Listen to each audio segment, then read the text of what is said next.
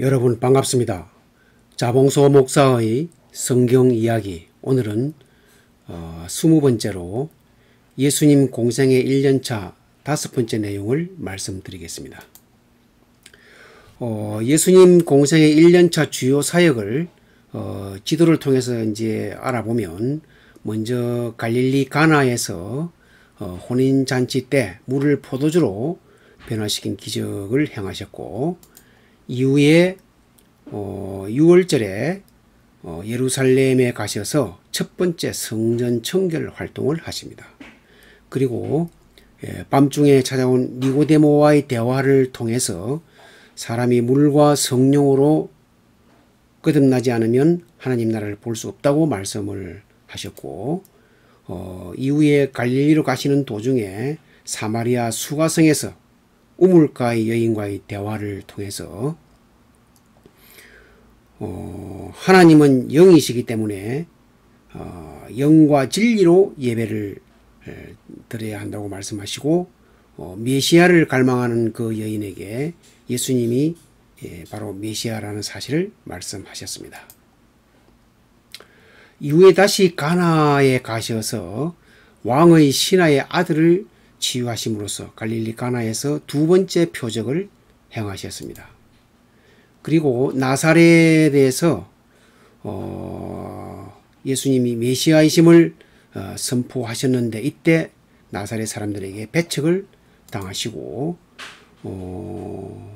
이후에 갈릴리 가버나움으로 이주를 하셔서 그 네 제자를 부르십니다. 베드로, 안드레, 야고보, 요한 네 제자를 부르시고, 예수님의 치유 사역 중에서 귀신을 쫓아내고 베드로 장모의 10명을 치유하시고, 또 나병 환자와 중풍병자를 치유하셨습니다. 그 중에서 오늘 이제 가나의 그 두 번째 표적, 즉 그 왕의 신하의 아들 치유를 다시 한번 말씀을 드리겠습니다. 요한복음 4장에 보면, 이것은 예수께서 유대에서 갈릴리로 오신 후에 행하신 두 번째 표적이니라 하고 이제 요한이 기록을 하고 있습니다. 그 이 두 번째 표적을 다시 한번 이제 보면요, 앞에도 잠깐 말씀드렸듯이 예수님께서 예루살렘에서 수가성을 거쳐서 갈릴리 가나로 가셨는데, 이제 예수님 공생의 1년차가 되겠습니다. 이때 예수님의 그 이제 사역 중점이, 예수님의 소위 그 지상 3대 사역이 가르치시고 선포하시고 치유하시고, 크게 세 가지인데, 그 중에서 이제 특히 이제 치유 사역에 속하는 것이 바로 이 왕의 신하의 아들 치유가 되겠습니다.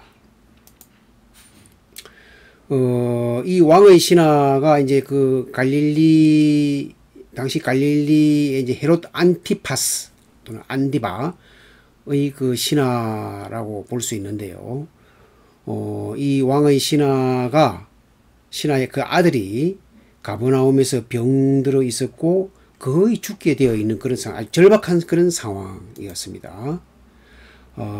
그랬는데 이제 그 예수께서 그 이제 유대로부터 갈릴리로 오셨다 하는 이 소문을 듣고는 급하게 갈릴리 가나로 온 거죠.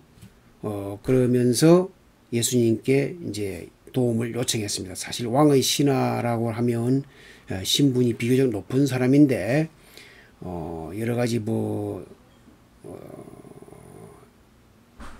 안 좋은 조건들을 무릅쓰고 예수님께 워낙 급하다 보니까 도움을 요청을 했습니다. 그래서 내려오셔서 내 아들의 병을 고쳐주소서, 이렇게 이제 요청을 하죠. 이때 예수님께서 약간 질책을 하십니다. 너희는 표적과 기사를 보지 못하면 도무지 믿지 아니하리라, 이런 말씀을 하시면서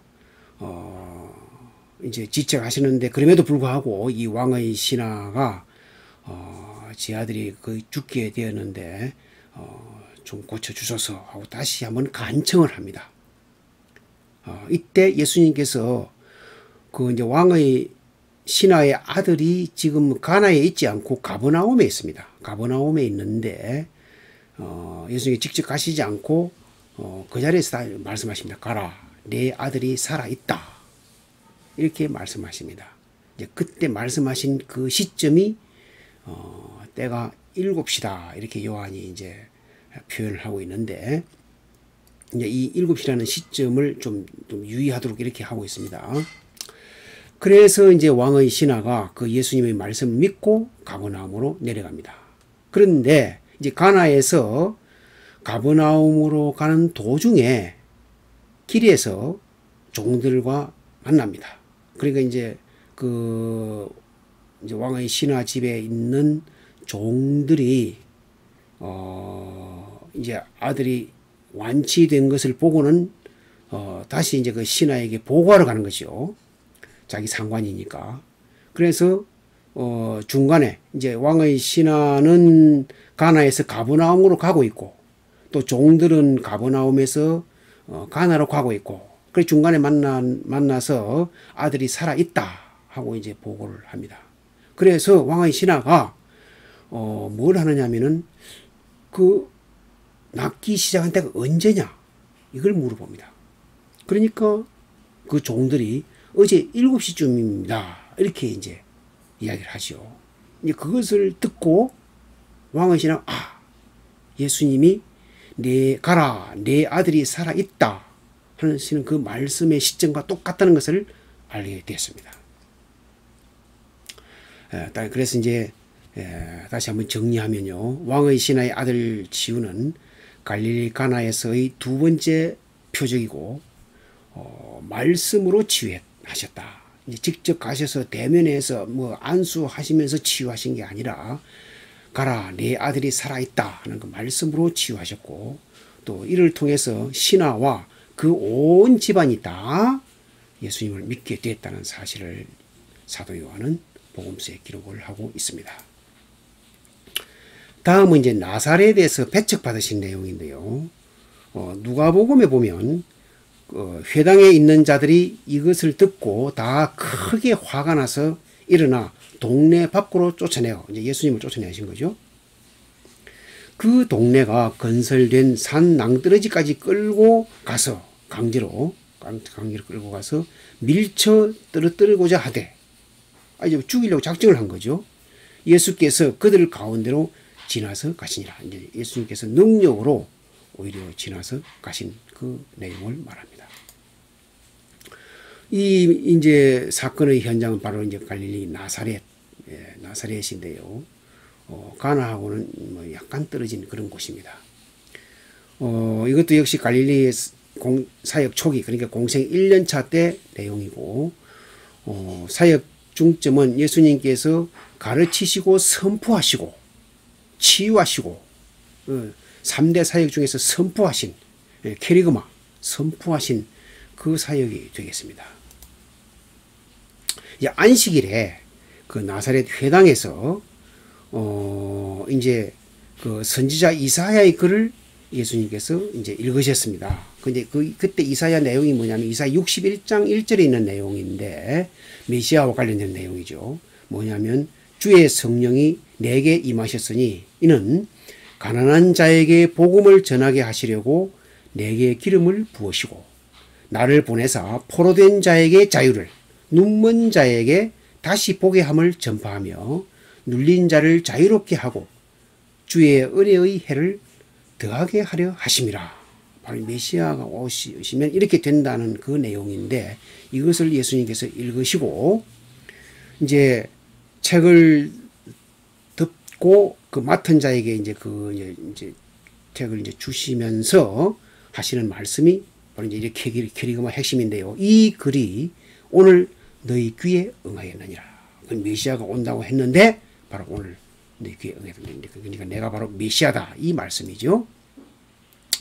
이렇게 했더니 나사렛 사람들이 처음에는 그 은혜로운 말을 놀랍게 여기다가 결국 믿지 않습니다. 왜냐하면 이 사람이 요셉의 아들이 아니냐. 우리가 목수의 아들 요셉 늘 망치질하고 대표질하던 그 요셉의 아들을 알고 있는데 내가 무슨 메시아냐 이런 반응입니다. 그래서 예수님께서 그러시죠. 선지자가 고향에서는 환영을 받을 자가 없느니라 하시고 그 다음에 또 엘리야의 가문과 흉년 때에 다 혜택을 받은 게 아니라 사렙다 과부만 혜택을 받았다 이렇게 말씀하시고 그러니까 택한 자만 혜택을 받았다 그 말이죠. 또 엘리사 때도 나병 환자들이 많이 있었지만은 깨끗함을 받은 자는 수리아의 군대 사령관 나만 장군뿐이었다 이 말씀을 하십니다. 이렇게 했더니 나사렛 사람들이 화가 나가지고 바로 그 예수님을 동네 밖으로 쫓아내고 낭떠러지까지 끌고 가서 밀쳐 떨어뜨리고자 했습니다. 이때 예수님께서 능력으로 그들 가운데 지나서 가신 것입니다. 다시 한번 정리하면 나사렛 사람들의 배척은 예수님께서 처음으로 메시아를 공개적으로 선포하신 것인데 그러나 이때 나사렛 사람들은 예수님의 그 성장 과정을 모두 알고 있었기 때문에 오히려 배척을 해버립니다. 메시아를 받아들이지 않고 그래서 이것을 계기로 예수님께서는 나사렛에서 이 가버나움으로 이주를 하시게 되었습니다. 오늘은 여기까지 하겠습니다. 감사합니다.